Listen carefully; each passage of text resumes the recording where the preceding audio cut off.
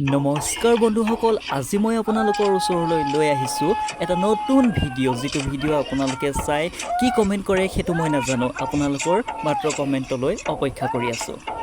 ভিডিঅ'টো চাই ভাল পালে চেনেলটো ছাবস্ক্ৰাইব কৰিবলৈ কেতিয়াও নাপাহৰিব, লগতে বেল আইকনটো প্ৰেছ কৰি অল নটিফিকেশ্যনটো অন কৰি দিব, যাতে প্ৰতিদিনে আপোনালোকে পাই থাকিব নতুন নতুন ভিডিঅ'ৰ আপডেটবোৰ।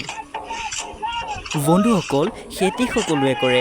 আমি জানো খেতি কৰিবলৈ ট্ৰেক্টৰ বা গৰুৰ হালৰ প্ৰয়োজন হয়। লগতে আমি যদি গৰুৰ হাল আৰু ট্ৰেক্টৰ নাপাওঁ তেতিয়াহ'লে আমি কোৰেৰে খেতি কৰিব পাৰোঁ। কিন্তু এইখন খেতি এক বেলেগ দৃশ্য। আপোনালোকে দেখিছে যে কেনেদৰে ঢোল বজাই পিনি এজাক লোকে কোৰ মাৰি মাৰি ডান্স কৰি কৰি খেতি কৰিছে। ইফালে দেখি আছে আপোনালোকৰ মৰমৰ ৰোৱনীকেইজনী।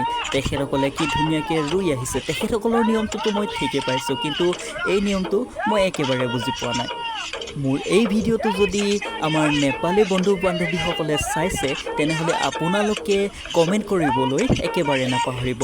আপোনালোকৰ নিয়মত এইটো বা কি কয় সেইটো আমি নাজানো, কিন্তু আমি জানিবলৈ অতি আগ্ৰহ হৈ আছোঁ আপোনালোকৰ কমেণ্টৰ জৰিয়তে। বাৰু যে কি নহওক, চাই কিন্তু বহুত ভাল লাগিছে, আনন্দ লাগিছে। আৰু এনেহেন ফূৰ্তি কৰি যদি আমাৰ খেতি কৰে তেনেহ'লে আমি মাটি ৰুবলৈ বা হাল বাবলৈ বা তেনেধৰণে কোৰ মাৰিবলৈ আমাৰ কোনো আমনিয়ে নালাগে।